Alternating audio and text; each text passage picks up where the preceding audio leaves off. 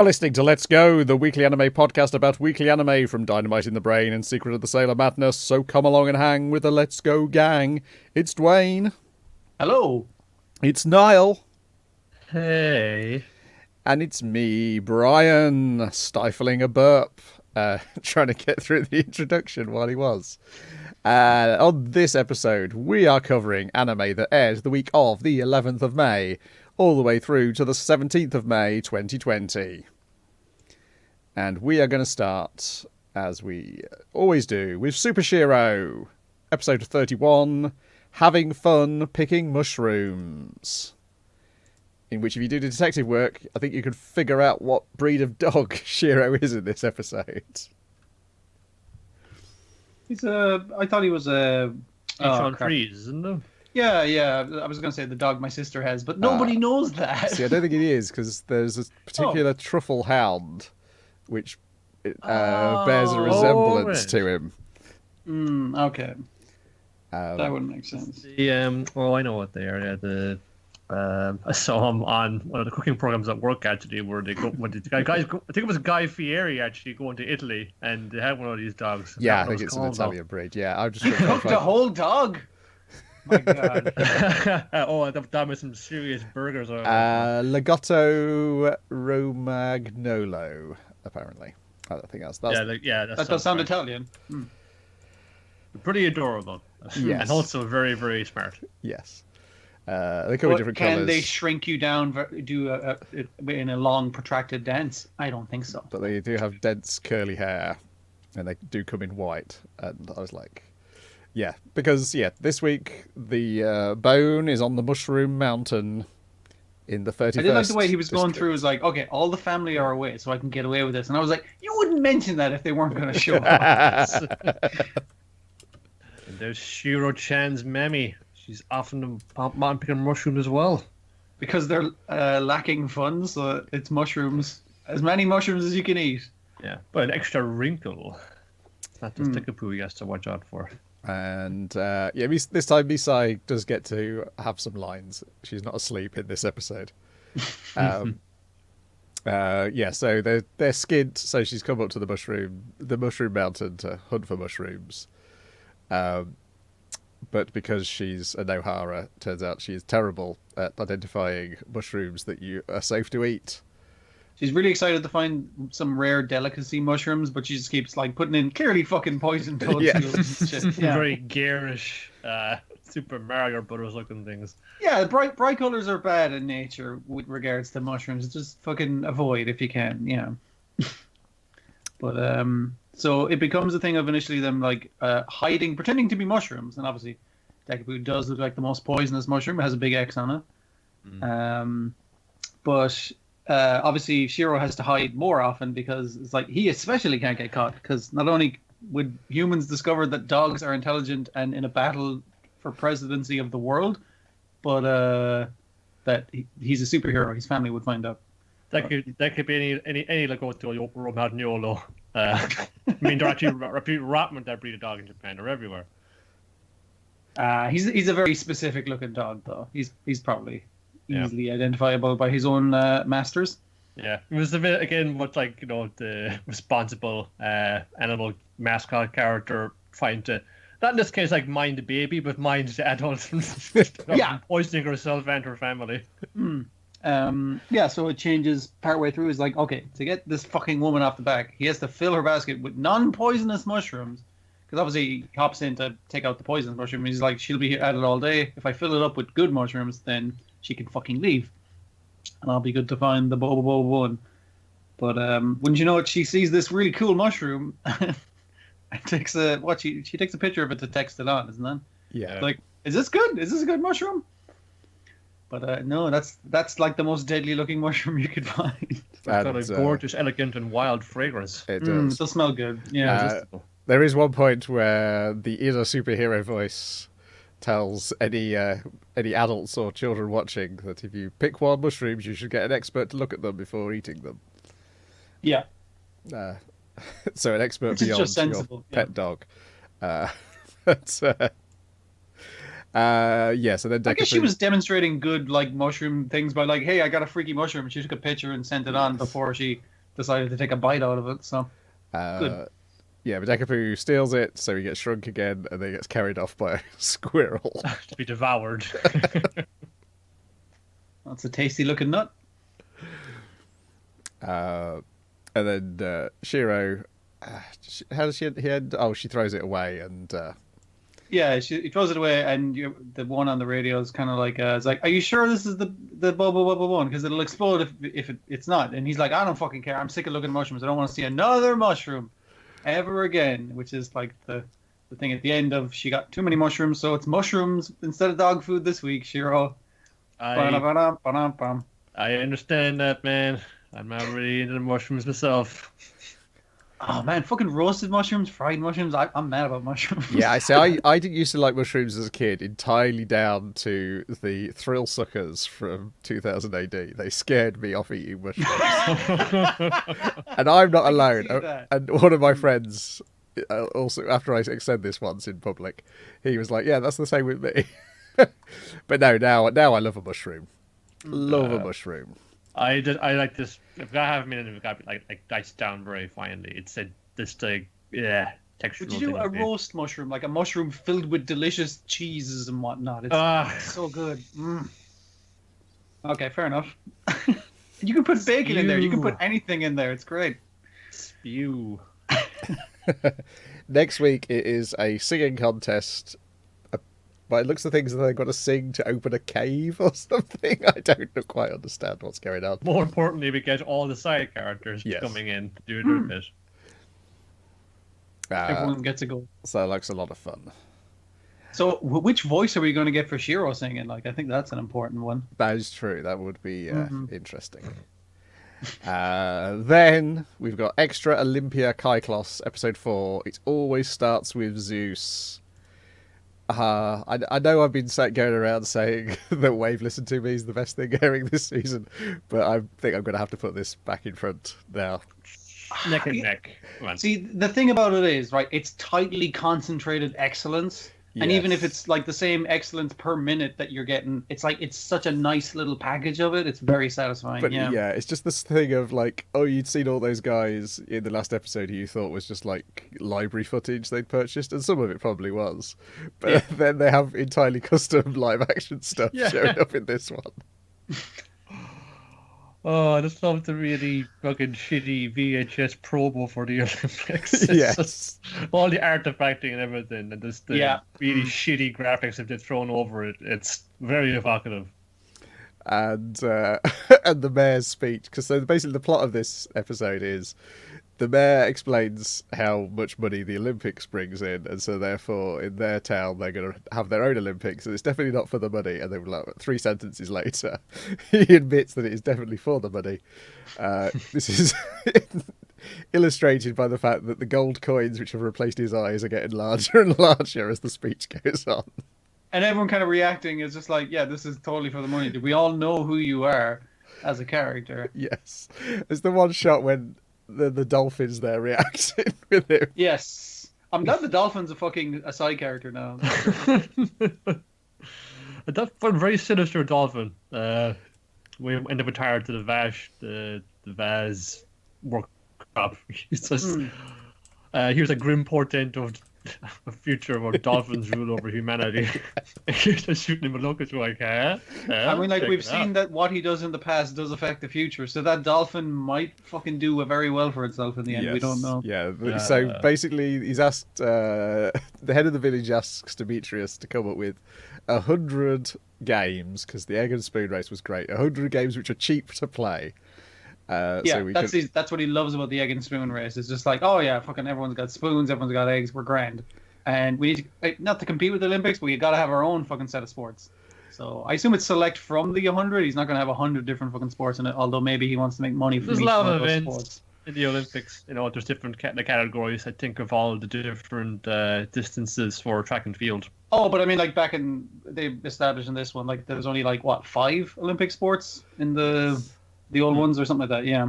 But it works out though, because Demetrius has taught us too. We have like, here's like the core event and then the variations, combinations bringing their up of it. He's very well thought out, very well thought out. Yes, so his initial ideas are all nose based. So you stuff olives up your nose and blow them out your nose.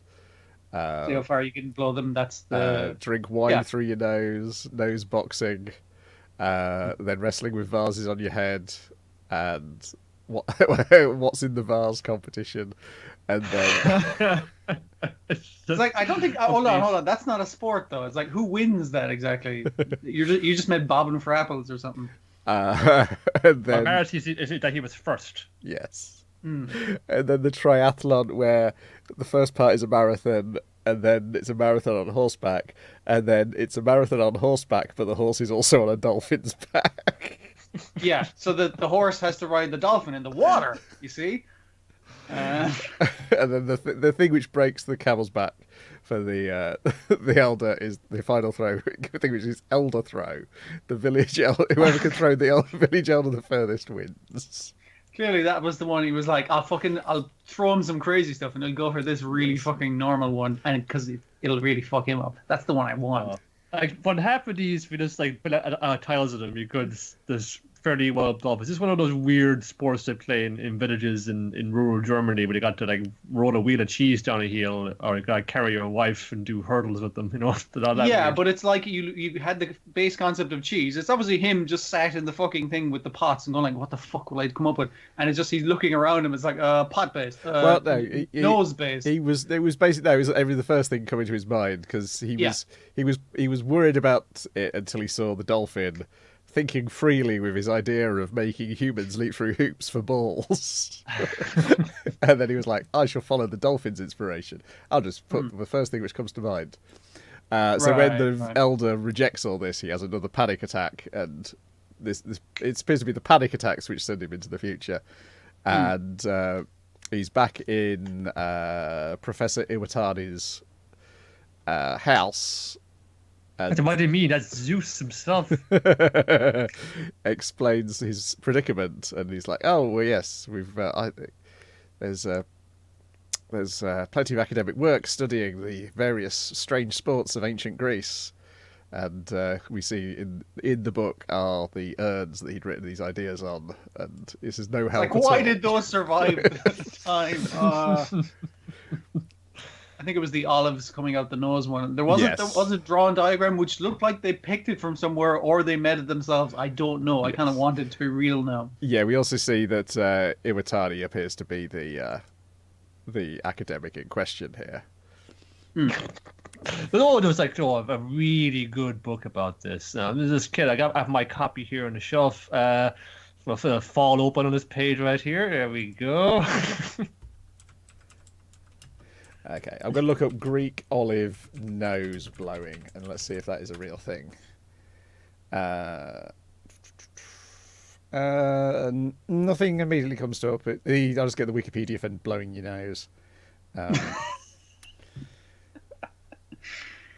to blow nose. Step 1, catch a cold. Step 2. Then we get our song, which always shares the title, doesn't it? So it always starts with Zeus. And I do like the image of Zeus. It's just this guy's beaming, bearded face in the sky. Yeah. They paid that guy to smile once, and boy, howdy, are they going to use it. Oh, well, and the song is about, we do anything for Zeus. We'd, I give you all of these tribute. We'll do whatever we can to hold these games in your honor. And I would presume this is like, in a less insane world, we could be running alongside and up to the start of the now postponed Olympic Games in Tokyo. But it does read a good deal like a criticism of the largesse that goes into hosting these games. It's absolutely it's absolutely commentary on the current Olympic Games and the amount of money and ridiculousness they fucking go to, and the waste of it basically a lot of the time. But by doing it slyly, by like, no, we're talking about ancient Greece. We're talking about Zeus. What are you talking about? We're not mocking the Olympic Games. No way. Yes. Well, I think given the quantities they say, I think it's specifically the 1964 Olympics is what they're. They're so yes, but yes, Didn't that cause like a America crash or something for them? I think so. Well, I'm looking at it. It says $10 billion was the overall cost. For the 1964 gravy. So 10 billion yen, sorry, not dollars. Okay, I mean, like, So, still a yeah, lot, but still a yeah. lot. But they mentioned 1 billion yen for building this statue of Zeus with a pool of olive oil at the bottom of it.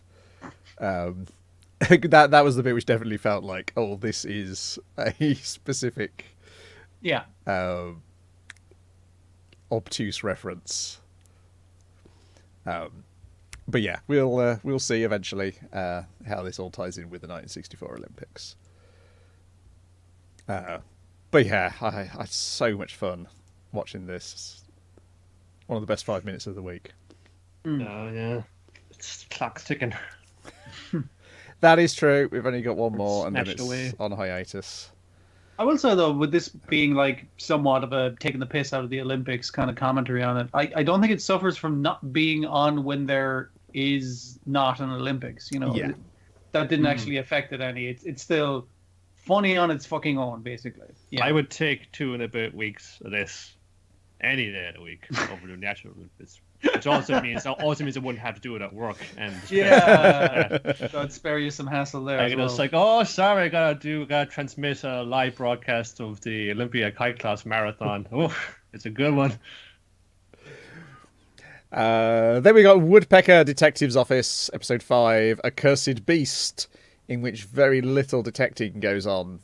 It's a lot of poets being dopey in love. And God, a bunch of them around the fucking table in the cafe. I was just like, you fucking dipshits. It was really funny. It was really, yeah. Half the episode is pretty much dedicated to. Let me find all these poets though. I can't remember which one. Yeah, there's a lot of them, and there was a new one this time, and I was like, yeah, oh, fucking and hell. yeah, he's another guy who died early, and if you watch the cartoon, you can guess what he died of. By the way, Yeah. By the way, they constantly talk about him being great about drink. Yes. Yeah, probably. Yeah, he drank himself to death. Yeah. So yeah, one of them admits to the other one that he's in love with the waitress at the cafe they frequent, and he's like, "How can you do that? You know, I'm in love with her." And I called dibs, dude. And he's like, but you're not gonna do anything. But I'm gonna fucking write a poem up to her, and then she'll fucking know. And then Nomura comes along, and he denies that he's also in love with her, but is clearly also in love with her. But he's the one who's like, yeah, shouldn't you consider her feelings? He also seems to be the one who knows that she's already got a man, and really they're on a hiding to nothing. But he can never get a word in edgeways to tell them this. Yeah, because at one point they start doing like a poetry critique competition. It's like, whose poem is the most lovey? Yeah. Oh yeah, I hadn't realised Nomura is the guy who gave us Heiji Zenigata. So he's the other guy who actually wrote detective fiction in this thing. Which is probably why he set up the detective office in the first place. Then we get Bokusue Wakiyama, who is our Lush, and he's already written a poem about her. And then basically they get into a huge debate about whether drinking is an aid or a hindrance to writing poetry. Because it helps you write from the heart and be honest, but also it makes you fucking dopey as shit because you're drunk. Yes. Yeah, it's a mixed bag. Meanwhile, we've opened with the episode with Kindiachi having a falling out with Ishikawa, and this entire episode is leading up to that falling out. And we see at the start of the episode Ishikawa's dressed in a Western dress with a bowler hat on, and which seems odd for him. But then he's reading, I forgot the guy's poem. It's the opening to his heresies collection about the arrival of Christian missionaries, which I'm curious now about that poem, because it was interesting in that it starts off sounding like a criticism of Westerners, but then it reads, at least to how it's read here, like a almost like a commentary on like the instinct, like the pretense of being disgusted with Western things and yet clearly fascinated by all of them. It's like, ooh, I hate those foreigners. They're so damn sexy. Yeah, it's kind of like with it's a their weird microscopes kind of and eyeglasses and things. Yeah, it's kind of listing off all these terrible things, but in a way that clearly it's indicates like, why are you that keeping track of all those things? the author is actually far more enamored with them than he's pretending to be. Which kind of Just annoyed plays that he's enamored. into what Ishikawa was doing here. So he goes to his boss at the newspaper, asks for an advance. He's like, I just gave you an advance last week. What did you do for your rent? What did you do with that? So, well, I gave it to my parents. And then as he's giving him the money, he becomes fascinated with the suit that his boss is wearing and asks him where the suit came from. And you're like, oh, he's just going to go and spend it on that now.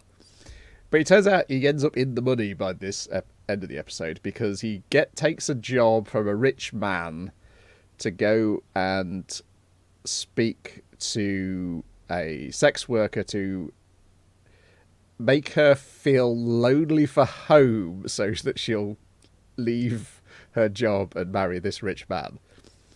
And also, basically like finagle her into being in a position where it's like, yes, marrying this dude would be a good fucking option for you. Go and read a poem to her, make her sad, and then she'll marry me, even though she's in love with you.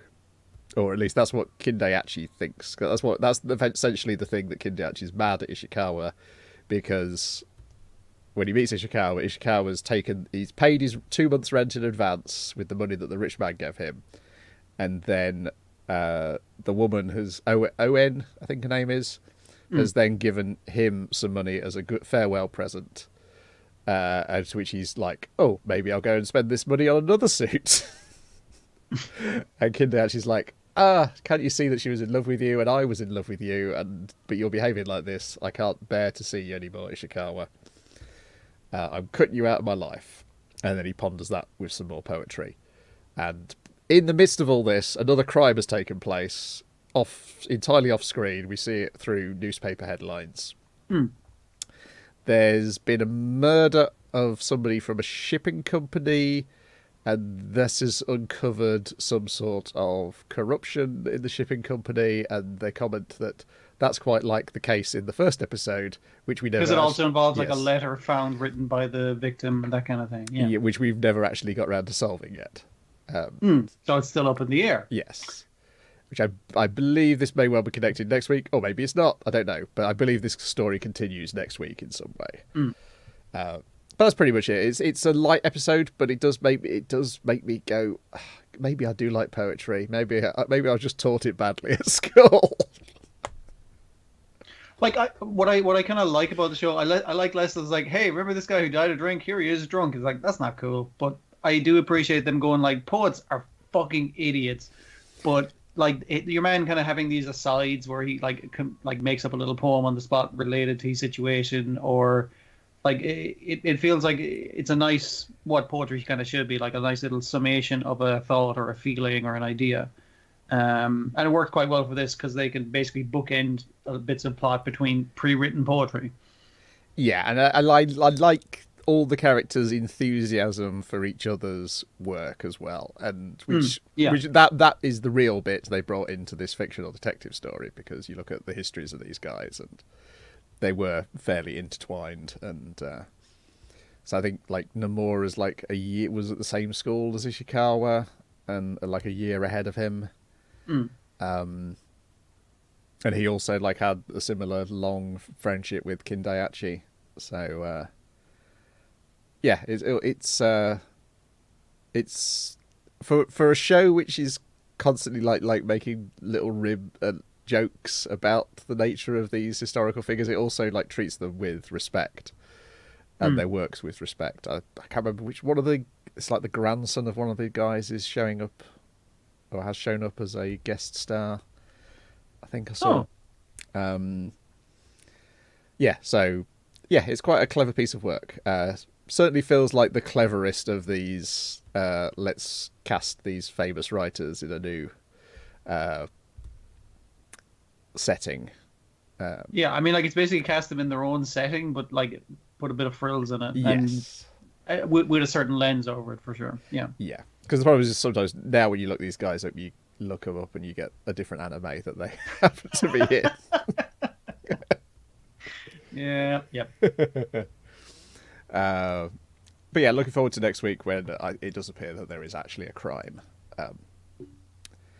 But yeah, it was a nice break to not have any sort of detective work going on.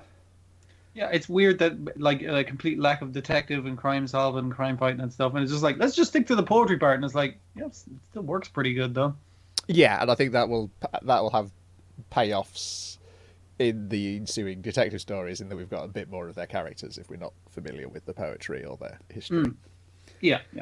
Righty-ho, guys, tell me all about Fruits Basket Season 2, Episode 6, Are You Really This Stupid?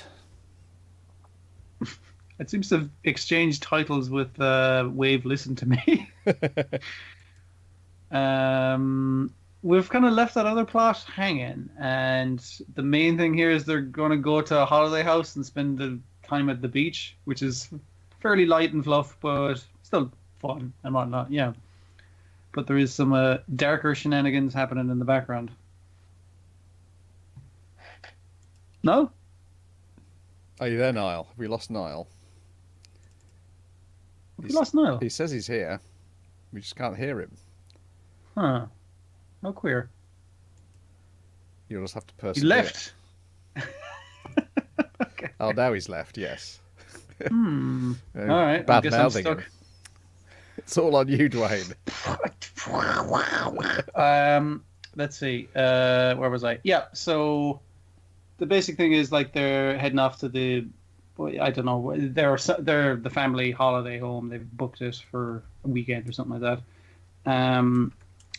And like a lot of characters are going through some stuff. I think basically everyone's going except for the horse, the guy who's the dog. I wish I could remember anyone's name. I think the monkey was invited, but I don't think she went in the end. Yeah, there was most of them anyway. But and it's kind of like you get some bits in there, more so the character things of the guy, the little kid who's the sheep, is taking the piss out of Toru, saying it's like, oh, you're always going on about your mom, like you got a mother complex, why don't you ever talk about your dad? And she kind of like goes off into a stare and then smiles a bit harder for it, and she's berating herself due to something.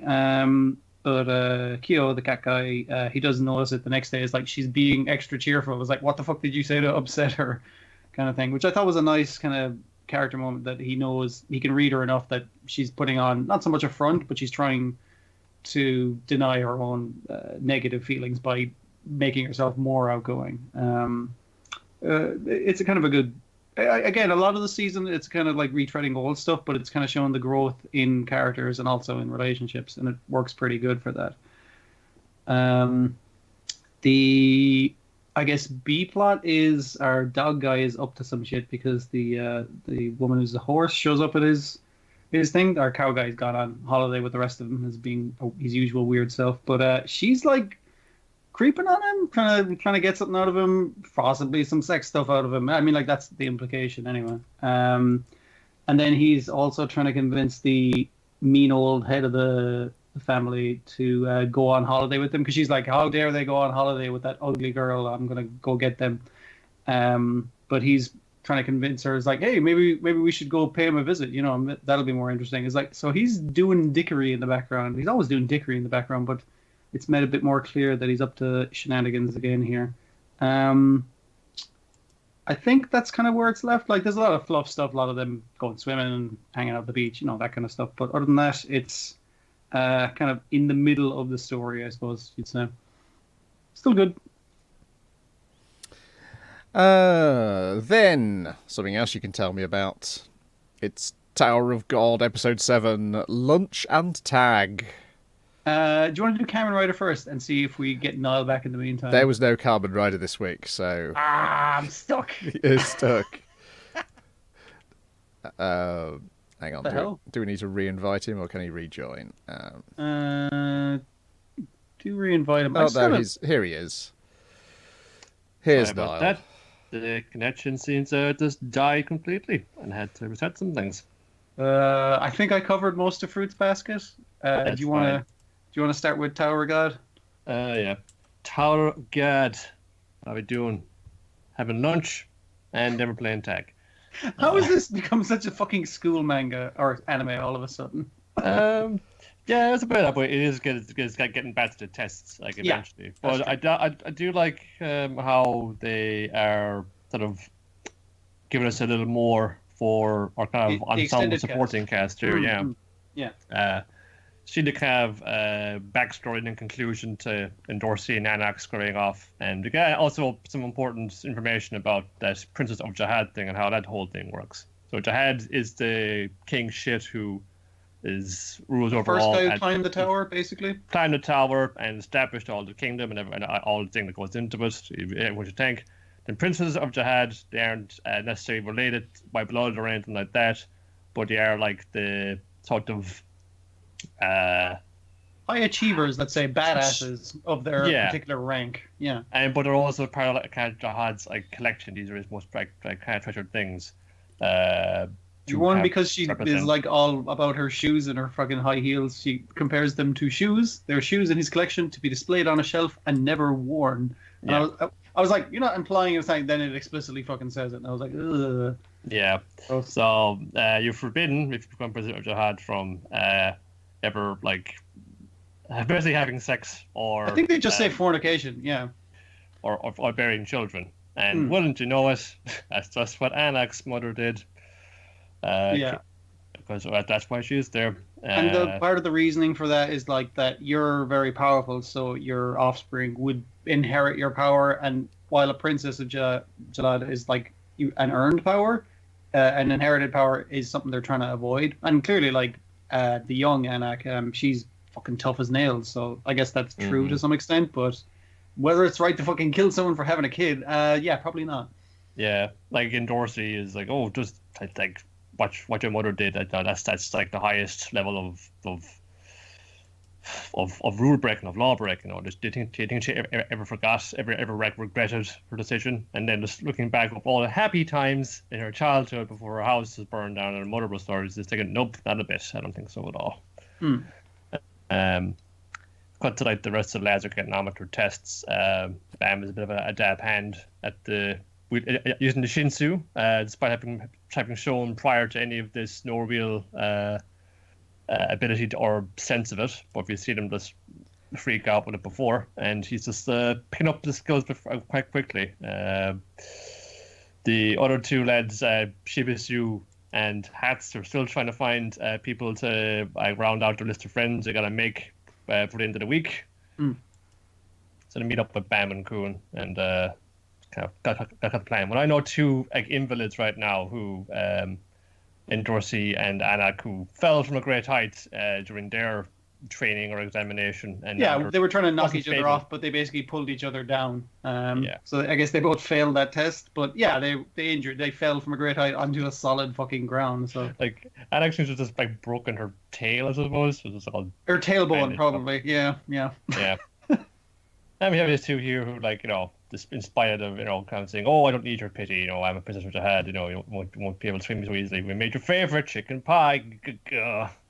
And so they're kind of thinking, because you have to, with the cost of like the winning test, it gets you those little credits that you can spend on stuff, and they're like, we've spent all that on medical expenses, and they're willing to buy us lunch. Well, I guess we have to sign the thing, because it's like, we'll only give you lunch if you're our friend, which is like also, a bit. Yeah. Also, Kuhn wrote a script you can follow along, like, so that like, yes, surely a beautiful woman such as yourself, of course we would want to be friends with you. Yeah, because he's like the stoic swordsman, and he's not very good at talking to people, and he's scaring most of potential friends away anyway. Yeah. So he sticks to the script, and it works out. They signed the deed to friendship. Yeah, and it's like, hey, it's nice. We're making friends. That's really cool. And then Kuhn was like, one more Bam says, hey, Kuhn, you didn't just like do that for him just so we got people who owe us favors, do you? No, not at all. Happy side effect of anything. Amongst all this as well, Michelle Light is skulking about, and eating the discount apples because she's trying to rack up points for some reason. Yeah, just hang on to her money. Hang on to the money, and that also why she stole all those Mars bars when she was in the other day. Free food. I don't have to pay for this. Great. Yeah. Ro, he's one of the other dudes. He's the fellow with the one red horn and the long hair. He's in the Shinsu training with Bam. He's having awful trouble like holding it together. Yeah, so something like going on there, and he has a bit of like a panic attack with some very disturbing memories of I presume his his village or people being slaughtered, and I guess their horns are being harvested, which may explain why he probably should have two, why he only has the one. Yeah. Something there. And something going on there as well, yeah. If it wasn't enough on the edge, it gets a sinister letter which just said on the envelope, do you want to climb the tower? And then you open the contents, and they're absolutely shocking, but he takes it inside, to make sure no one sees. So he's got something in the works there as well. And going to prep for the next test as well, and it's going to be like kind of.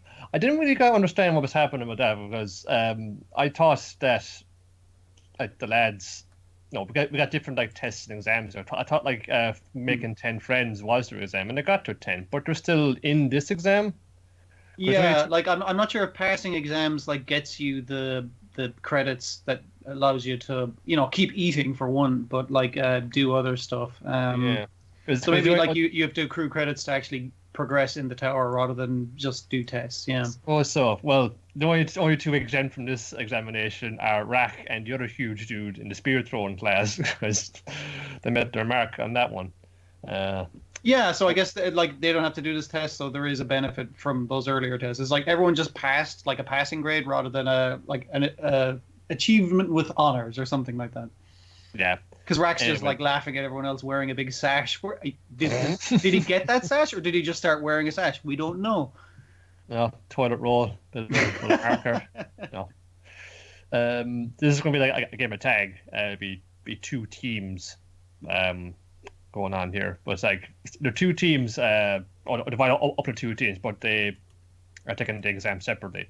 So it's sort of you got your team, and you have one person on there who'll be it. And it's the job of everybody else in the team to fend off and defend their it, because the examiner is also going to throw in their own one. It's going to try and tag the other one. Yeah, so like you both have like a base, and you can keep your it there. But if they can get into your base or tag your it, you win that kind of way. More like that. A tag is a bit of a misnomer of anything. Thing is though, rather than have basically a third party or bringing someone from the other team to be the opposing tagger or capturer. They brought just one of the examiners, Quant, who was doing the shifty stuff there earlier on, letting through or just pawning off Rachel and Dorsey and that huge dude who massacred everybody in their exam. So he's going to be the one tagging folks in this, and they're kind of shit, fucking throwing an examiner right at us. Like, we got like the numbers, but still, it's a bit unusual, isn't it? And like the examiners are like, oh, don't worry, he's not very good. He's actually pretty crap at the whole Shinsu thing, so it's reasonably fair. And when he's like going in the field, I was like, I think they were fucking underselling him a little. Like he's basically using the water to fling himself whole bodily around. Yeah. Yeah. Well, it seems to be this kind of very, very small, very loud man. But he's also crazy. Yeah. He pushes buttons and he goes into berserk mode, I guess. Yeah, he's put on this stuff with this kind of just like sliding out of shadows with this one big look on his face, and saying, "You thought that would work on me?" Yeah. They're in trouble essentially. Yeah, it's kind of interesting. And also, Bam and his friend have been put on opposite teams. He's like, "Oh, is that going to be a problem?" And his friend, who's like, a sneaky man, is like, "Oh no, I'll be fine," kind of thing. We'll see how they get on with that. I kind of like it'll probably be like, here's an overwhelming foe. We have to like come up with a very clever tactic to try and stop it up, because it's Kuhn who's kind of coordinating this, and the guy who's like needs to be defended by the rest of the team. So see him under ruse by him. But it's a good way as well, by kind of mixing up the teams like this and putting them into this sort of environment again, and seeing, we haven't seen this character and this character play off of each other much up to this point, so we get to see. Or play against each other, as it might work. So, yeah, they're still changing rules and still changing the format of it, which is still interesting. Yeah. It's a little bit of, for all of this kind of serious business, even while getting Anak's sad, tragic backstory there. The having like just a little bit of fun with it as well, because while they're like grappling and trying to push each other off the edge of the cliff, just like become a lot more kind of comic, a lot more looser in the animations as well. Yeah. It becomes less, this kind of duel to the death, and more like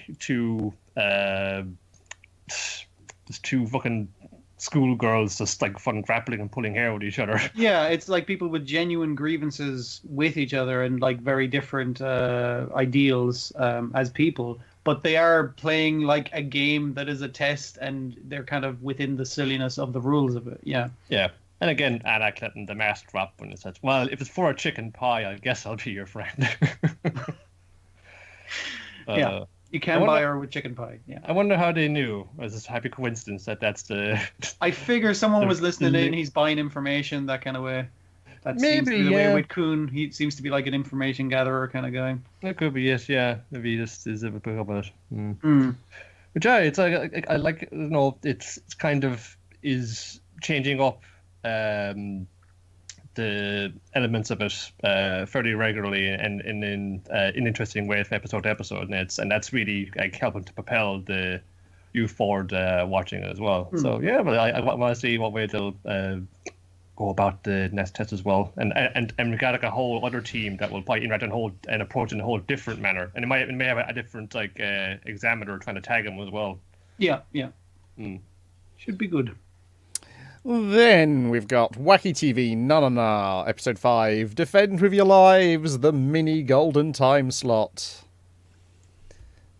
in which our heroes attempt to escape a whale through the blowhole rather than the anus. Don't want that. They don't want that. So I guess this is currently being aired in prime time. Would appear to be the joke. They finally made it. And if they're stuck inside a whale, they'll lose their prime time slot. And I guess the mini prime time, the mini golden time, is referring to the fact that this thing's only 5 minutes long. And also, like, they can't go out the butt, not because it's gross, but because then we'd be poop, and you can't have poop in prime time. Yes. So it's like that would disqualify us. So we got to go the only other way you get out of a whale, and that's the blowhole. And we'll do this by putting pepper up its nose, or up the blowhole, so it'll sneeze us out. But all they initially end up doing is making themselves sneeze. So I need to remember these guys' names at some point. Wacky TV, Nanana. Let's look up their names. Let's get it right. Nanaoka is a mustache, and yes. Nanayama is the boom operator. Yes. So yeah, your fellow with the mustache is the one he takes his skin off and starts doing the sauna technique that they did in the previous episode. But that's but it's like the Nana version of that. Yes. Was it a lolly? And is the Nana lolly? Yes. Lolly? I might be saying that wrong. Yeah. Loily, I think. I think it was a Loily. Y. Yeah. I think there was two Y's in there, if I remember correctly. Right. And that's not enough. So he goes and takes the green-haired fella's skin off as well, and uses that off screen. The noise is quite horrifying. But he's just kind of more so like, hey, don't fucking stretch it out, man. Yes, don't rip it. I need to put that back on. And hey, what do you know? Within the 5 minutes, it's worked. But it's also sneezed out the cast of the banana version of the hero Yoshiko as well, and the director. So I assume that opens them up for them to show up at some point later on in the series, if required. Yeah, it was a funny episode. It was getting from A to B. It didn't require me to have to look anything up to get the joke. So a good episode. I don't mind when I have to look things up for the joke either. I will say that, because I feel like I've learned. It's made me have to learn something. Like, something which may be of no use to me at any point in the future, but I've learned something nonetheless. Yeah, no, it's just like them sort of impopping, because I can sort of imagine the fella doing that all it's like doing that motion in the boots, just flicking them around, and that's just kind of trying to respond to it. Yeah. And as far as we know, much like Woodpecker Detective's Office, this continues. Defend the slot with your life, lads. Yes. Then we've got Listeners, Episode 7, Problems. I realised what there's two different names. It's because I was going to say, what's to do with that? it's because the yeah. song had a different name on the Japanese release. On the Japanese track listing, it's called whatever they call it when they translate the Japanese. Okay. So it's a weird situation where, really speaking, the translation on Funimation should really translate it back to what it was originally called. But yeah, it's a little weird because I looked at because what they call it, Day of Rage. It's Day of Rage. Yeah, but that's even that is a translation of what's the Latin Deus Irae. All right. Irae, Fucking like that, the fucking musical piece from Giant Robo. Yeah, yeah. So if you run that bit of Japanese through Google Translate, it gives you the Latin rather than the literal translation they've given here. And if you look that phrase up, then it gives you that as well. So I don't know why they called that song, why they called Problems that on the Japanese release of Never Mind the Bollocks, Here's the Sex Pistols. But they did. Because that confused me, because there is like Days of Rage, which is a Tom Robinson song from around this time. Yeah. So I was like, oh, maybe it's going to be broader. No, it's not broader. It's very specific. Just coincidental in the title there, yeah. That's really weird. I wonder why they titled the songs differently. Yeah, wow. So I don't know in this case, but I've run across this in doing my disco panel. Right. That there's a bunch of Alice Cooper fans who are mad at a particular woman who did a bunch of translation for Japanese releases, where she would take the English lyrics, translate them into Japanese, and then translate them back into English, and so you'd end up with both her translations, not the original, in the sleeve notes of these Japanese releases. The reason it came up is because she wrote some disco songs as well. But yeah, okay. I found an Alice Cooper forum who were furious at her. So I imagine possibly something similar has happened here, where a rogue translator has taken it into their own hands. Oh, that's like that thing I read recently. Was it Iceland or something? They had a version of Lord of the Rings that was basically Lord of the Rings fan fiction. It was a completely different story for years, and no one knew.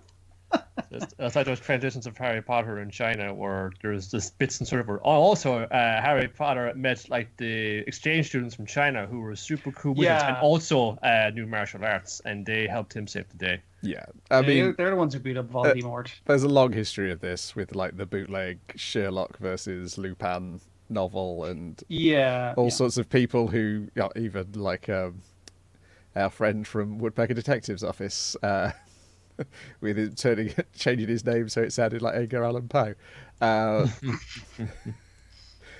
But yeah, oh god, what's the guy's name now? I'm trying to remember which one of the pulp historians it is. And I can't remember his name now. But he used to have on GeoCities, he used to have like an A to Z of pulp. And lots of the listings would be, this is clearly a knockoff Sherlock Holmes or a knockoff Lupin from a different country. Because what they translate the original novels, they sell so well, people want more, so give them more. I mean, obviously we even had that in the UK with Captain Marvel and Marvel Man. Ran out of Captain Marvel stories, so they just started writing Marvel Man stories. Who was just Captain Marvel under a different name, which is a different fucking problem when you come across Marvel Comics, and now that motherfucker's called Shazam. So yeah, and now he's Miracle Man. What? Yep. This is getting confusing. There's like too much overlap. Like I thought it was gonna be a thing like in superheroes where like with actors, if someone's already got that name, you gotta change it around. Hey, we're not even past the title of this episode yet, right? Yeah. I mean, it's a good tangent, so that's okay. It is a good tangent, and it kind of plays into like how the music's being interpreted in the texture of the story here. In that it's not literal, even though people. I do like the figurative things of like a thing that would have influenced Nirvana being the thing influenced by Nirvana. Yes. Yeah, That's where it's kind of going. Weird thing now. And I mean, it's pretty obvious that they're older and keep calling them. It's like, hey, big bro, and it's like no, though, for several reasons. Yeah, but it's more so that by the end, Nirvana has been more inspired by the resolve and sort of I don't know, just a fucking gumption, just to like have get up and go about actually trying to do things. Yeah, I haven't said that. I don't know why it never struck me in Nia's episode that Nia plugs in with a hole in their head. Right. Yeah. I thought that just made him look edgier. I'm jacking into my brain, dudes. I think it's a little more on the nose. Yes, which I love it for. I love it for being on the nose. I should probably question every turn of phrase in this. Yeah, pretty much. But for most of the episode, you'll be going, where are our heroes? Where are our heroes? Instead, our new heroes are Nia, who is our point of view character for the episode, and we're also introduced to Lyda and Richie. Which sounds a little too close to Lionel Richie, particularly when people. Too close, yeah. I was like, that's a bit of an odd one, but yeah, no, it's pretty obvious. But yes, it's John Lydon and Sid Vicious are your heroes here.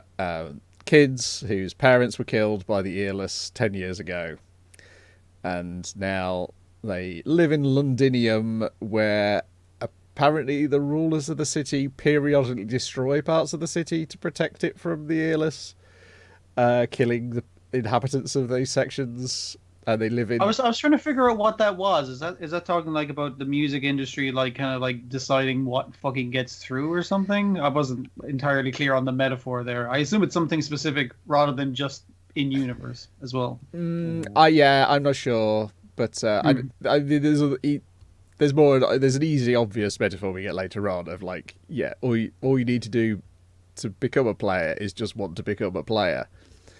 Which is obviously the idea of why they're trying to segment it out and hold it off from people, because if you control the power, great, but if anyone can control the power, that's not good for you. Yeah, but it's like the DIY ethos of punk is the fact that by the end of the episode, Lyda just wishes so hard to become a player that he's able to plug into the stolen giant robot that he's got. I wonder if it must have maybe more this sort of baser kind of allusion to when mods getting into fights with rockers and punks. Yeah, and yeah, sure. I'd say you're not far off there.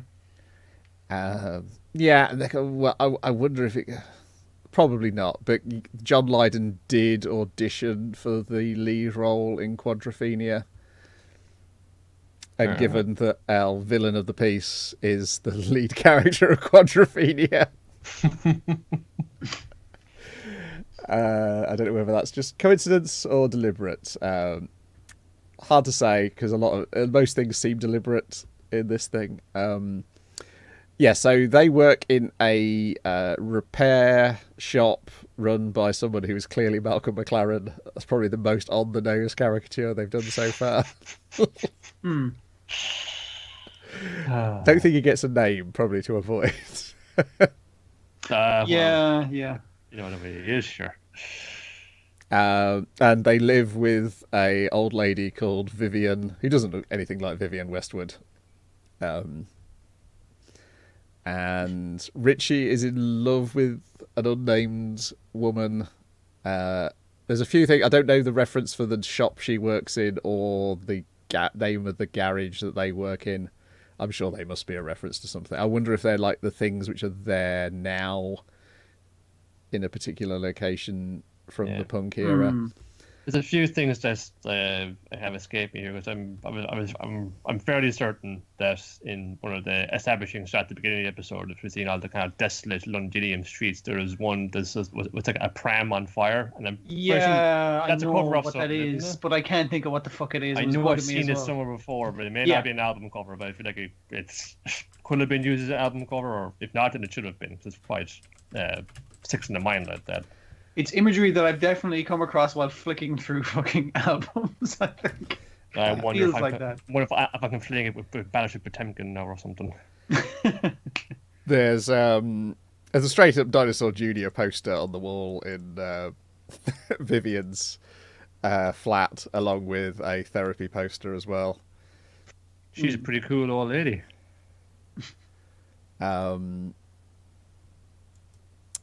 Yeah, but so they're mad at the ruling classes of Londinium who live in a multi-sided Big Ben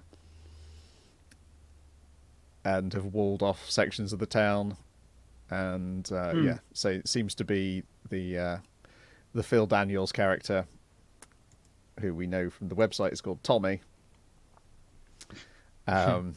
Just in case you don't get the Who reference.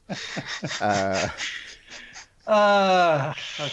To be fair, they mixed up their Who references. It's clearly Quadrophenia because the other two characters are Leslie Ash and Sting.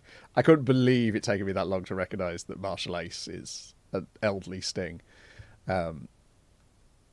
It was only when I was like, okay, so those two are definitely out of Quadrophenia. Who's the other guy then? And I remember, Ace Face is the name of the Sting's character in Quadrophenia. Oh, and hang on a second, he looks exactly like Sting. It's a big scooter-looking wheelchair as well. It is. He's wearing the same leather jacket that Ace Face wears in Quadrophenia. But we see like their child army, who seem like really young, but so it's bleak and yet also funny that there's these tiny little kid mods.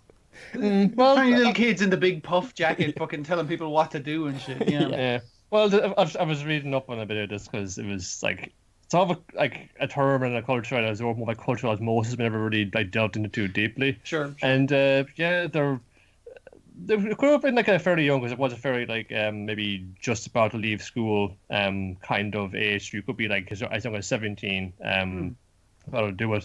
But as well, there was lots of stories when they kind of caught on the connotation of newspapers of the scene, so they run some kind of profiles. Like, here's like our typical young mod who's 17 years old and he goes out clubbing every night of the week and spends his money on records and clothes. And that was kind of a bit of a fucking probably a load of bullshit, and they're quite typical results because not many teenagers at that point in history would have had a lot of spare time or extra money to be spending on that kind of shit. Like I thought it could be like referencing like like fucking teenage fans and stuff. So not so much the followers, but if the fans like enforce the ruling of the fandom, that kind of way, which would be the younger crowd. We'll no doubt see more of that next week because it is the Who episode next week. So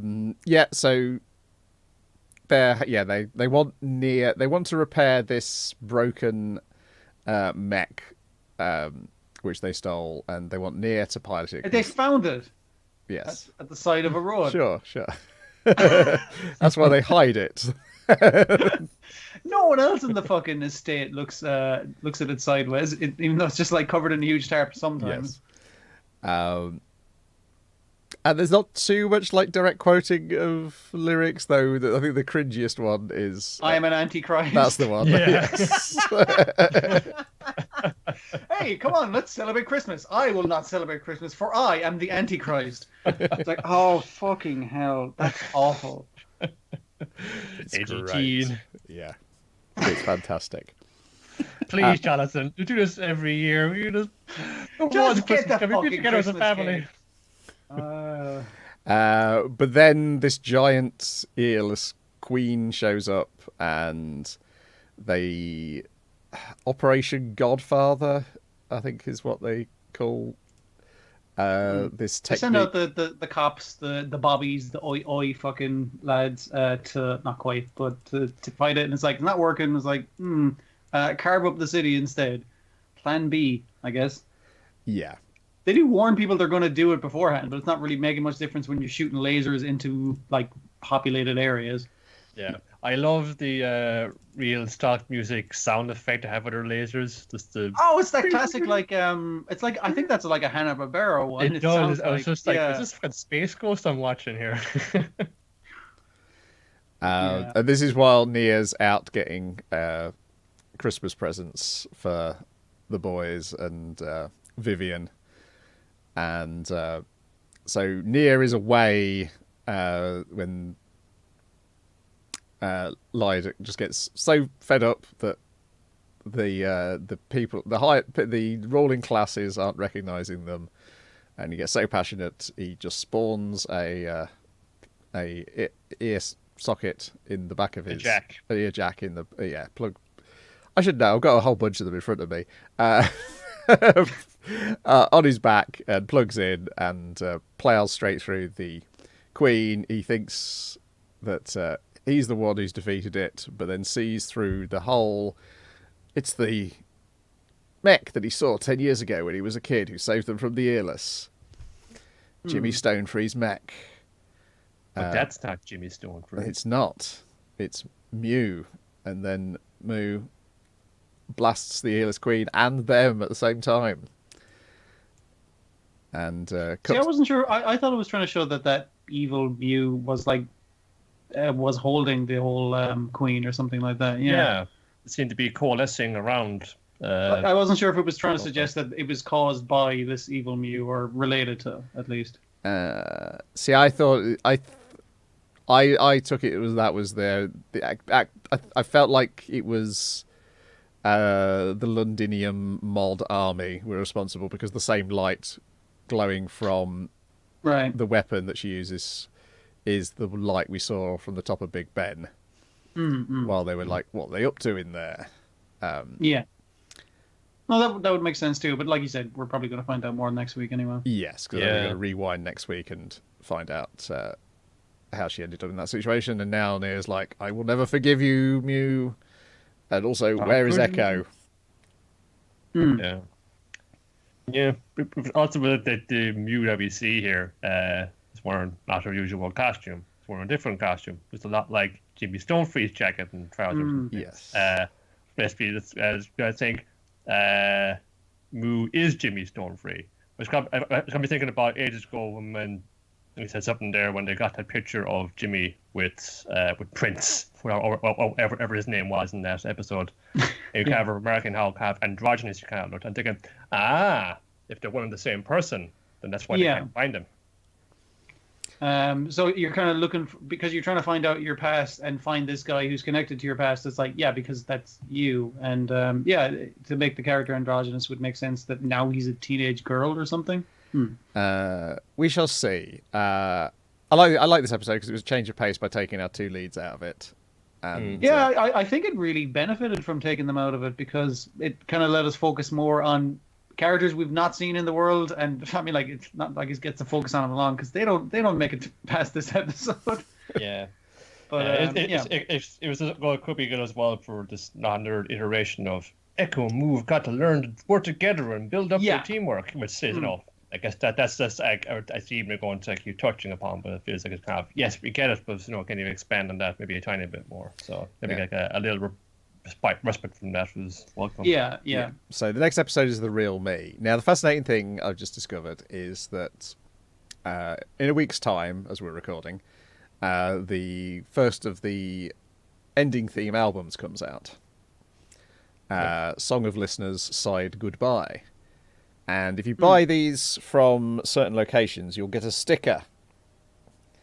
And these stickers reveal what the other remaining episodes are called. I don't know which order they are, but these are the other remaining episodes. And some of them allude to bands who do not have characters on the website to be their equivalent. Are they fucking like putting some secret shit, like stuff they haven't even advertised, obviously? Yeah, I believe so. So we've the ones which relate to people who we know. We've got this episode called Freedom coming up. So that's obviously Jimmy Stonefree, Jimi Hendrix. There is, and the other one is Crossroad Blues, which is interesting because there's two characters who are in the opening credits who appear to be in like a white void, which is is Janice and Robert. So I was expecting a Janis Joplin one, not actually a Robert Johnson episode, but it appears to be Robert Johnson rather than... And of course, both of them are the members of the 27 Club, as was Jimi Hendrix, as was Kurt Cobain. As was Sid Vicious. I don't know. I think it might have been... I can't remember if he was or not. Maybe not. I think he was. Sid Vicious, he might so 21. No, he didn't. 21 even. Yes. Yeah, Jesus. that's much worse. So they're going to make like a super team out of people who died young. Jesus. Possibly, yes. And then there's two more. There's two more which don't have characters on the website relating to them. There is Hello Goodbye. So that'll be the Beatles episode. And then there's I Am the Resurrection, which will be the Stone Roses episode. All right. Yeah. I kind of like that sort of thing. Here's a hidden thing on the album. If you're a real fan, you'll go to your Yeah. get it together. Yeah. And if you watch the show backwards, it plays a different message. No, last episode it'll be 40 minutes long. It'll be like regular 23 minutes, and then you gotta have like 8 minutes or so of this like black screen silence, and then the rest of the episode got a bonus track on the end, bonus content where they go to the beach or some shit. Oh dear. Yeah, the second album will be out June the 24th. So this first one gives you the ending themes. They're more EPs than albums, really. Because the first one only gives you 5 tracks, the ending themes from 2 to 6, and then the next one will give you the ending themes from 7 to 12. I'll have to see whether they show up on UK streaming sites. They may well do. I noticed some of the sponsors as well. There's like for the first time this episode of like Marshall and one of the sponsors of the show. I didn't notice that. No, I hadn't noticed that before. Maybe I wasn't paying attention to the credits. I know. I was getting like I'm gonna pick them up from again watching this alongside Carol and Tuesday, which I probably shouldn't have been doing alongside this and getting mixed up as to which reference is being dropped in which program. Then we've got Wave Listen to Me, episode 7. I Want to Cry, in which I think all weird things from earlier episodes are now all fully tied together, because this was the guy who was looking at a photo and blood dripped on the photo from a much earlier episode and was thinking back to seeing a woman naked, and we now get the context for that scene. As we learn who the woman is who's haunting her old neighbour.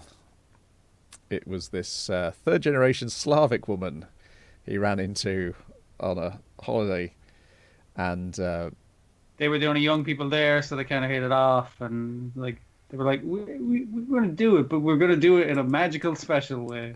Yes. Yeah, I want to see her naked body, and she would want her to see mine when we're somewhere like together, maybe in like a lovely hot spring. So I'm going to hike up into the mountains and go up in this like naturally occurring hot spring. Well, there's this rope right there, and in the mist we shall finally embrace. But then we fell unconscious because of the gases in the atmosphere around. Yeah, because they went at winter to avoid crowds. Yeah, they went. First of all, they picked one entirely at random by throwing a dart at the map. Yeah. They went in winter to avoid crowds, so they could do it without people being around. They went like when there was like low wind, because then the gas would be about. And you once kind of like, so you were asking to fucking die, basically. Avalanche area, all this kind of fucking thing. It was just like, yeah, this was just a disaster from the get-go. But he doesn't remember what happened after that, because he woke up with some like a rescue kind of team going like, yeah, we found you buck naked in the middle of nowhere. What the fuck? And he's like, did you see a woman? And they're like, nope, didn't see her. So he assumes she didn't find the body when the snow melted in the spring and everything. So he's still looking for her to this day. Yes. We should also mention that when he first meets her, she's dressed like Mytel from Galaxy Express. Yes. 3-9. The hat, yeah. She's of European descent. Get it? No. So yeah, Minari is very suspicious. So she goes to investigate. I mean, she's even questioning his story. He's like, Yes. hey, you said in the letter here, I have a copy of it, that she died, and he's like, I was really distraught, I guess. So his story doesn't line up. He's up to something. And she texts Nakahara to come to the apartment and wait outside and wait for her to text him to come in and do whatever. If you have a stun gun, Yes. bring it. Yes. later on, she's texting him, is like, okay, if he says this and he takes her hostage, she's like, how dare you, you coward, and that's my fucking cue to burst through the fucking ceiling. And just all these plans. It's great. Oh, good stuff. Yeah, so she goes into the crawl space and realizes that the reason this damp liquid is coming is because apparently whenever the neighbour runs a bath or the shower, there's a leak and that water is dripping. But then she notices, and obviously they're coming in and having a shower every 7 o'clock, so it happens at the same time every night. Yeah. But the water's clear. That's what was throwing. That's what was throwing me off with the. Because I thought it was something to do with the septic tank. Was this didn't happen always when the toilet was flush? I thought, well, it smells like rotting meat. So I thought, what's happening there? But that's the thing here. Like, obviously the water is clean; it's just coming out of a shower. But it is leaking into something else. Yeah. So she follows the flies that have been swarming her, and finds 6 plastic bags about the right size of a chopped up petite woman's body. He just instantly calls the police. Hello, police, I found a chopped up body. Really glad we can't smell this TV program. It looks so fucking gross. It just looks so foul up in there. And then it's like it's dripping onto them. And then the guest it's like right on your nose into well. It, I was just, that's so gross. Yeah. It was really growing me out. She's still wearing like the scarf around her mouth, and there's the soaked and stuff. She's just inhaling it with every breath. It's really. I did like the way it's like, oh no, my fucking very expensive costume, and the subtitle kind of is like, that's not a fucking thing. I was getting awful flashbacks to my former career as a house cleaner. I imagine you have all the horror stories, yeah. There's been at least one. Cleaning up after a dead body. Well, the body wasn't there, but the belongings and such was kind of in there. Yeah. And the place smelled awful because he was a fella who had no kind of everything. I think he was he had immigrated there from Germany or something like that. Oh, so he had had a heart attack. It was only his mid-30s or something. He had a heart attack and his car was laid dead in his apartment for 2 weeks in 2 hot summer weeks. And I went into the place to clean it out the day after they removed him. It was troubling. I imagine so. Jesus.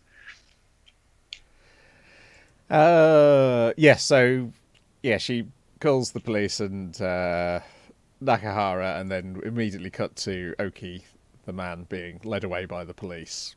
And then she's full of herself the next day when after we see them showering her and they keep re-sniffing their hands and stuff. Can't quite get it out. Is the smell gone? Yeah. 3 showers according to Mizuho to get it most of the way out, and it's still kind of there.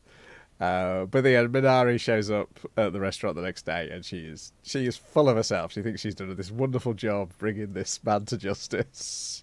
Yeah, he's carried off by the police, and he's like, I didn't do it, and he's like, yeah, justice has been served. Send it to the judge. And then the police get in contact with her and ask her to come along, and then we see her show up at the radio station, her face completely ashen.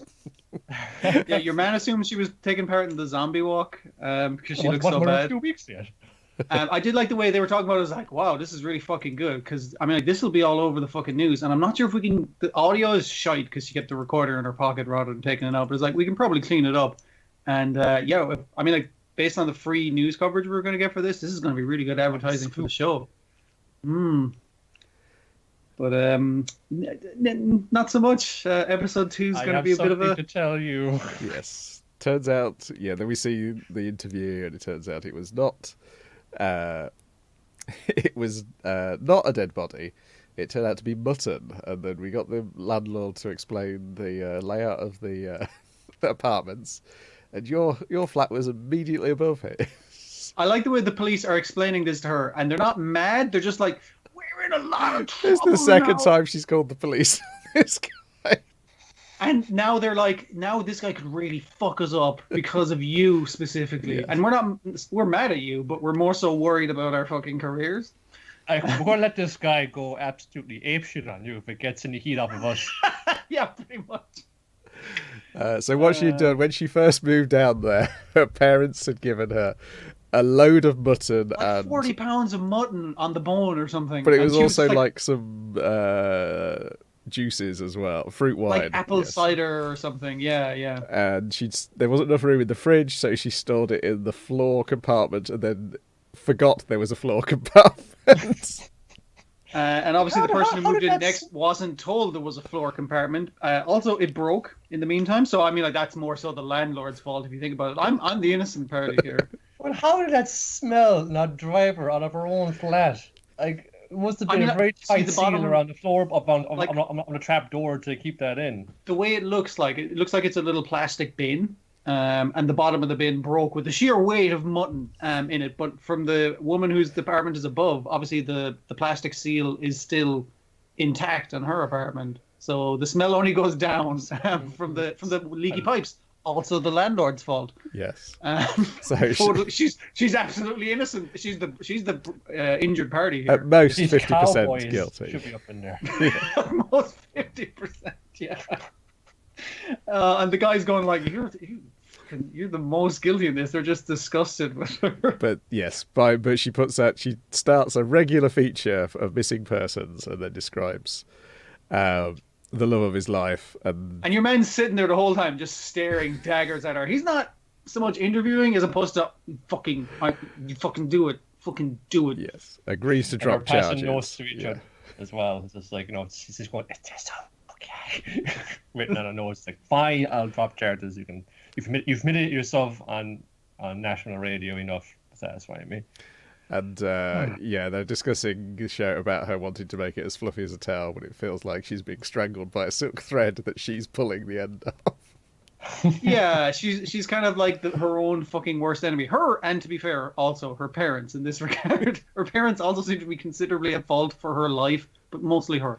Yeah, but she pulls out this bit of inspiration about what direction her program should go in, and it's just I want to be this place, this chance at redemption for fuck-ups like me. So send in your questions, and we'll try and get through this together.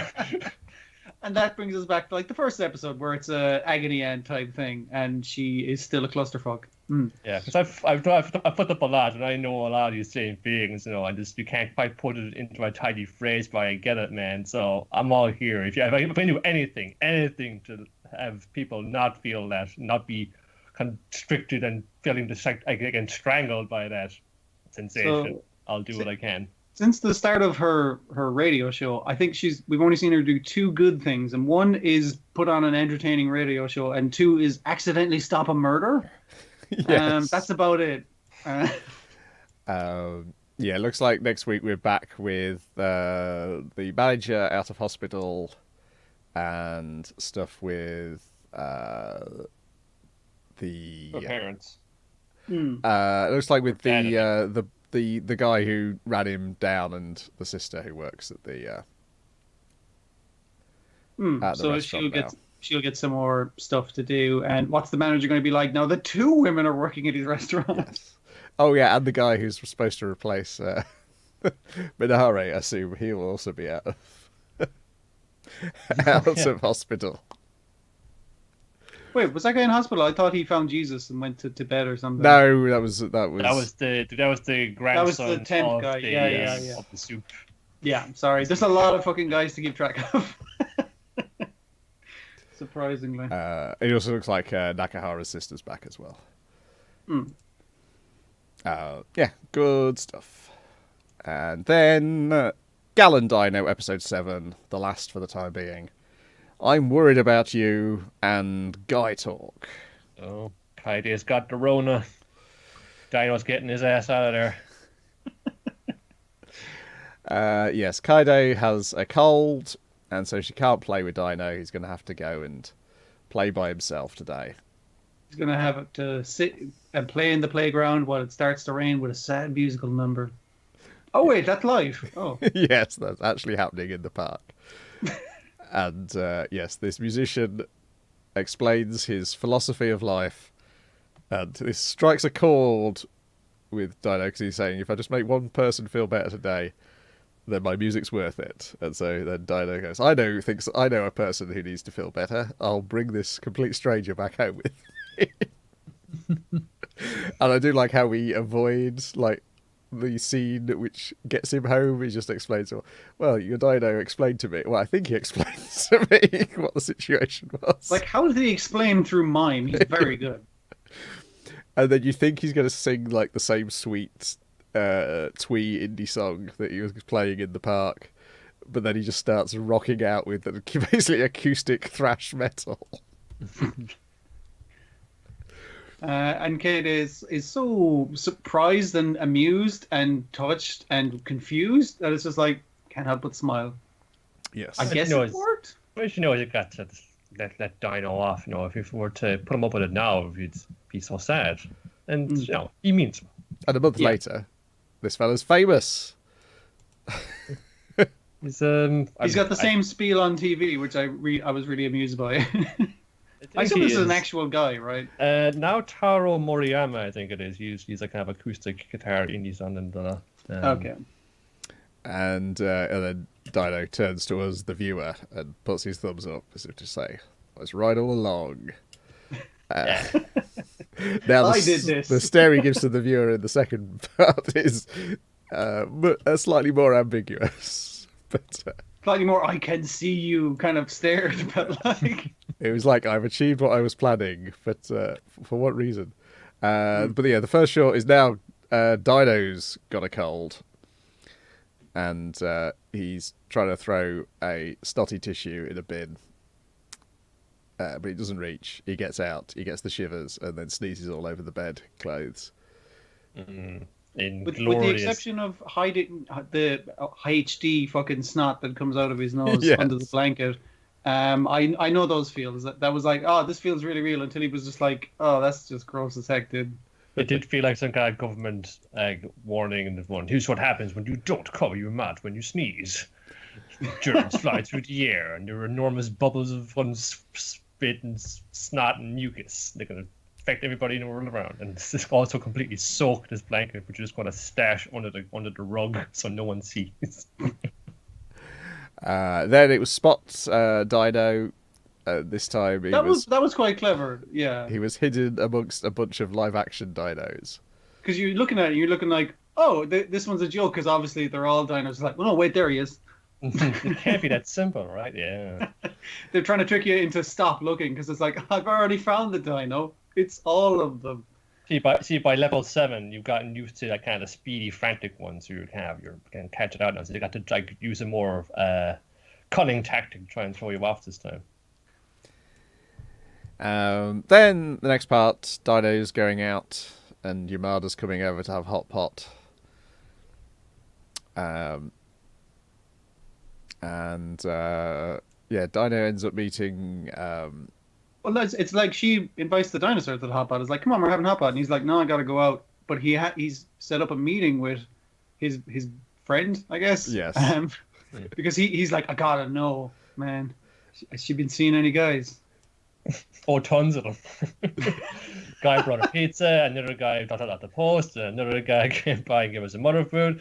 I brought that singer home. Yeah. Like so many. Door open that piece. And he's distraught at this. And he's going to head right over and tell her how he feels. To which Dino then has a flashback to to the extinction of the dinosaurs. Yeah. This is a disaster. I've got a bad feeling about this. Yeah, so is my interpretation of it is he doesn't want them to get properly back together again, because then he'll have to move out of Kaide's apartment. Yeah, it's a disaster for him. It's an extinction level event for him in that apartment. Yes, yeah. And so therefore the resolution of her just putting another photo back on the board of the photo she's not throwing basically out is enough for Dino to remain happy and to averted his extinction once more. Which is why he then turns to the camera and looks happy and stares right into your soul. I'm safe for now. But the middle part is the fact that Kaide and her friend are discussing the fact that you haven't seen anybody else since Shota. We should call up Shota. And they're like, I bet that's Shota coming running now. It turns out it's Dino, but then Shota was right behind. He managed to outpace him getting back to the apartment was all. Yes. And they're all just they were both delighted. It's just like, oh my god, we were just talking about you. Yeah. That's hilarious. Yeah, it's kind of like the couple who haven't split up properly. Is essentially. It's like they've split, but they're like still cool with each other, and they still hang out like fucking constantly, and they're not seeing other people, and it's like, just why not just go out some more? And well, maybe just need to accept or understand that well, it's not maybe nothing more for us here romantically, but we still enjoy each other's company, so we need to like maybe they're in an adapt awkward to place, that sort of relationship instead. and then the next shot is Dino rocking backwards and forwards. Repeatedly. That was good in that it hit me at the right time of I'm lacking sleep lately, and that thing was like, is this trying to fucking hypnotize me now? Because that's what it feels like. I had to kind of just turn it down a bit because if anything, repetitive like beats have been keeping me awake lately, and I am trying my utmost to avoid them. I had to turn it down for the next fucking live action bit, but I think you know which part. I don't know. So the next part, Kaido has pulled her back. I know the feeling, and I thought you might. Fortunately or unfortunately, I did not have a dinosaur to go and run out and find 4 comedians to come and cheer me up. I think fortunately. So this is like another version of the first part of the animated story, but then we get a short where Dino is doing his laundry, and 2 women observe him and take the mickey out of him because why is he here? He hasn't got any clothes. It's ridiculous. What the fuck is he drying? He's naked. Whose clothes are they? And it turns out he's drying a soft toy rabbit. I thought he was going to be drying the small Dino from the previous. That would have been great. Yeah. Well, that's you, man. You can't do that to yourself. But it appears the shorts within the live action ones are being made by a specific person, separate to the rest of the live action story. Just posted out the suit to him, saying, "Okay, here, buddy. Here's a camera. You go do your thing." Nuts. Then Kaido wakes up and is like, "Oh, Dino, you're here," and then turns around and sees, yes, Dino is here, but he is also with 4 strange men who are here to cheer her up and make her feel better. What was the first guy's fucking catchphrase that he used at the end of every joke? Oh, I can't I'll remember. get to it in a second. He was the best. He was the best one of the 4. Initially I was like, oh, I can't wait to see the next guy, but I was like, these guys suck. The first guy looks amazing in comparison. His he had jokes. Choco P was his catchphrase. Thank you. He is Go Minagawa. He is a man dressed like a children's television presenter. I was going to say dressed like a child at the beach. Big toddler. He's wearing like a Minions hat, for fuck's sake. It's not a Minion's hat. It's got 3 eyes and I thought it was a pointy Minion teeth. with a bunch of eyes. Nah, it doesn't matter. Now he's a guy in a pink polo shirt and dungarees and socks and no shoes. But I guess it's because he's coming to somebody's house. And he's wearing a bobble hat with 3 cartoon eyes and a cartoon mouth with fangs on it. And he basically does a year of Choco P, his catchphrase. So basically doing his catchphrase in different styles and miming out various situations. It was either you one playing K-Day or like the director or whatever, but someone was really fucking enjoying that. It's the woman playing Kaido. I figured it must be. It's clearly she had no idea what these people were going to be doing, and so you get a literal a genuine reaction from the other side of the screen. Yeah. I also noticed you might have my TV. No, it's not quite, but quite similar. So that's where it's been all this time. Yeah, exactly. And then the next guy is, let's find out what his name is. Dino joins in with the Choco P, and then the guy's hat flies off. The second guy is a half-naked man wearing a loincloth and a cardboard lion's head on top of his head. And that's the motherfucker I had to turn it down for because he was too fucking loud. This man is called Onishi Lion. And basically his act appears to be acting out scenes from The Lion King. Fucking terrible. While Very half poor. naked. Yeah. That appears to be his entire act. Hey, remember The Lion King? That's my joke. It got him Here it on is telly, again. didn't it? It got him on telly. You can't say it didn't work. I can't say it didn't fucking work for him. Yeah, for sure.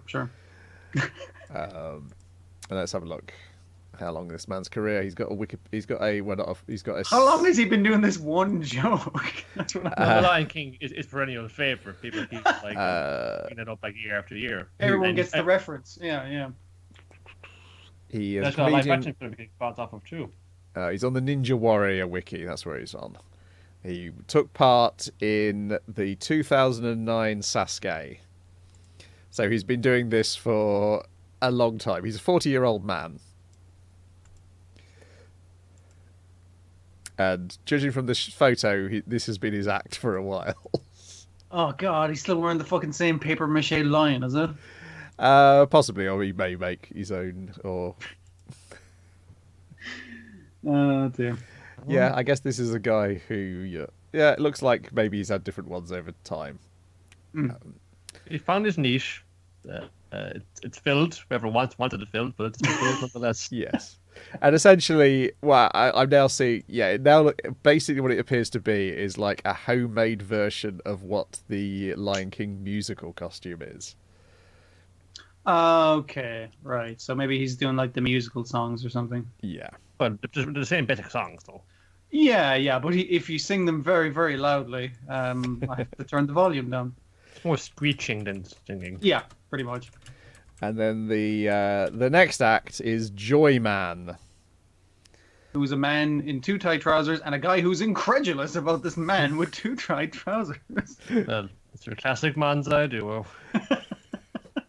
I did like the way initially, like the straight man comes up, is like, wait, what the fuck am I supposed to do on my own? And then weirdo fucking comes along. It's like, oh, thank goodness, something to react to.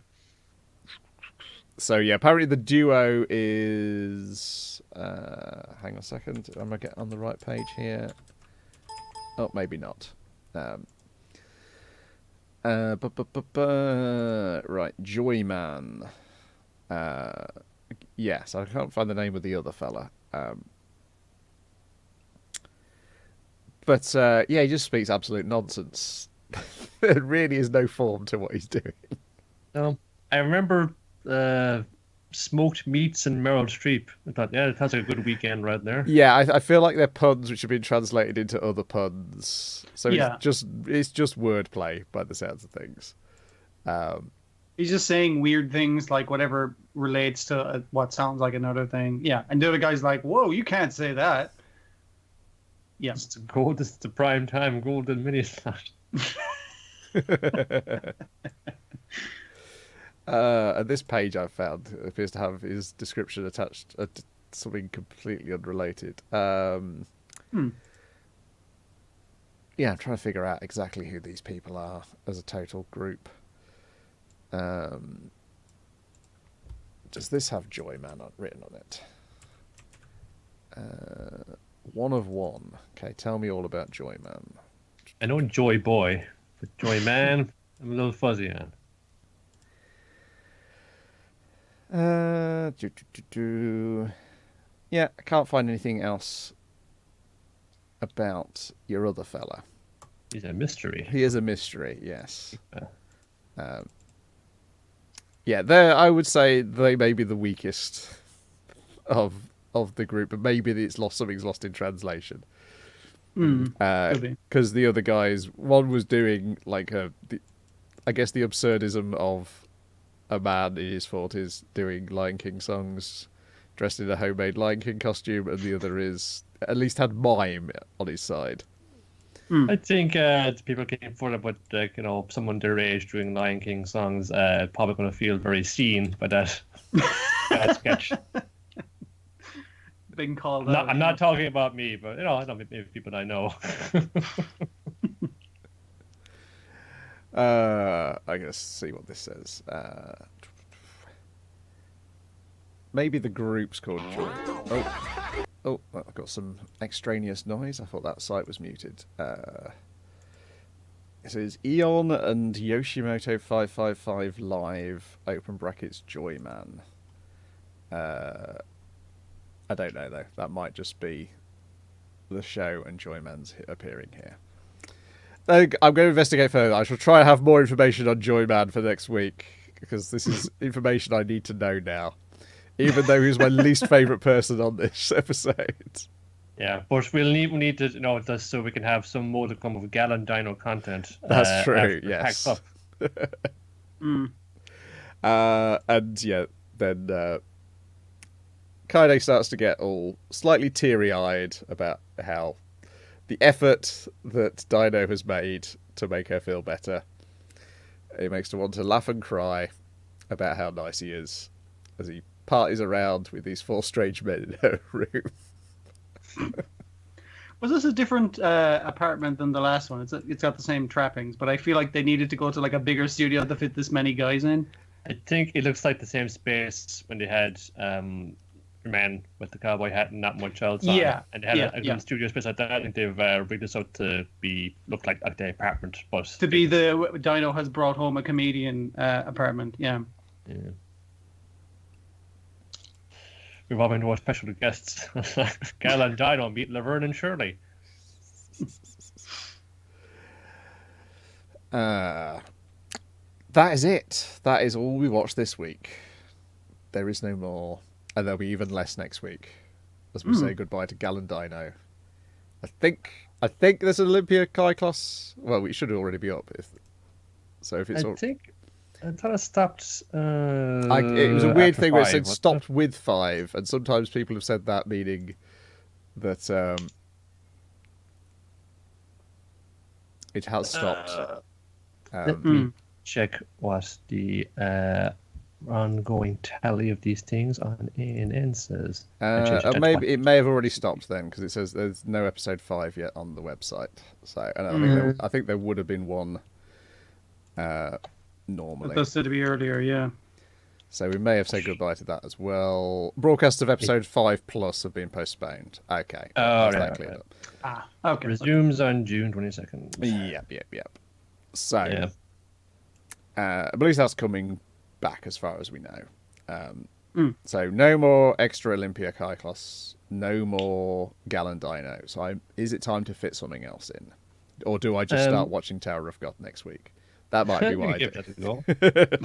I think it might interest you. You know, this again, it changes up the elements often enough that you can probably keep interested in it. If one episode didn't do it for you, you probably would have something maybe more your speed in the following one. Like, I'd love to slot in something else that's weird, fun, like Kyklos or Gal and Dino, but like, what the fuck else could you possibly fill with those? Fulfill those roles? It's like there's nothing else, man. Yeah, I was going to look and maybe getting up on art, because I see on the opposite list that it's one of the few things that actually has been completed, or pretty much close to completion anyway. So that sounds good. And I was amused with what I saw of that, and I would say that if I had the time, I would try and give it a look again, because I like art, like art history.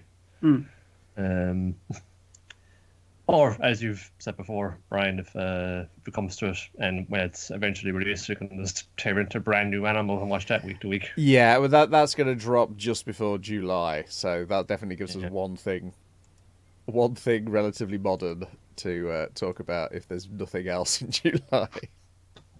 But in theory, we'll have.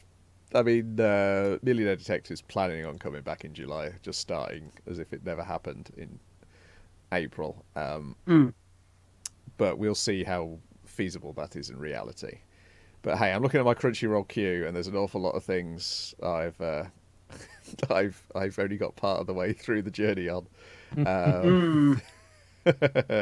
Some actually probably shouldn't be here anymore. I'm pretty sure I'm not going to get back to Flip Flappers. But yeah, there's an awful lot of things there that, and some of these are quite wacky.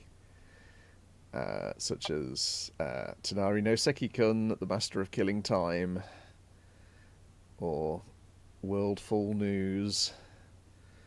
There's definitely stuff we could go back on if we get completely stuck, yeah. Or a 100% Teacher Pascal. Still have Asabi Asabase on here, which I was sort of, this is really good. I don't want to watch it all at once because it's very, very unique and there's not much like it. And I was taunting me and thinking, look, I could go for a comedy like that again. It's also that what's it, Kaguya-sama Love is War, which is they've had a few out of the second series of that. This one, I don't know if that's that comes up as well, but that's I've heard up and down. That's some good stuff, and just like have battle of wits and turnabout and so forth sounds right up my alley. So maybe I should get on that train as well if I can. Oh, we shall see. I've got what have I got? I've got 5 episodes of Haikyuu to watch though for the next episode of Dynamite in the Brain. But what's coming up on Secret Sailor Madness, guys? Yeah, we were looking at again. Clerks, the animated series. We'll also maybe look ahead of more long form because like I've started at least. This took in a bit because following on from that will be a bit of a larger endeavor. Will be The Critic, which had a lot of Simpsons alumni. I did Gentle Books as producer of it, trying to emulate that same sort of TV animated sitcom magic that Simpsons did. Well, I don't know. It's something I have revisited again in recent years, like from when I first saw it, and it has been maybe kind of a bit hit or miss. Like some bits, this is really hoary and hackneyed, but then some of those lines are real fucking good. So it'll be a little bit of exercise in trying to. It does seem to be like the kind of television program that people are fairly divided on. They either have right up completely or they are really into it. It's definitely a lot of, like you said, a lot of the Simpsons creators like kind of closer to the top of the game kind of thing. Whereas now Simpsons is is it 31 seasons or something? Yeah, it's a farcical number, whatever it is. Yeah, I was seeing on the credits for the pilot that I watched there the other morning that Judd Apatow later on, like comedy film director, and writing on that. So I'd say there's more than a couple of names on there as well that may have got their start or a bit of a break on this anyway. Yeah. Look at those couple of things, but you're going to hear about Clerks, the animated series, which actually must get to reminding our friends in the States if they're still in a position to be able to record that one. They might have free time like the rest of us, though.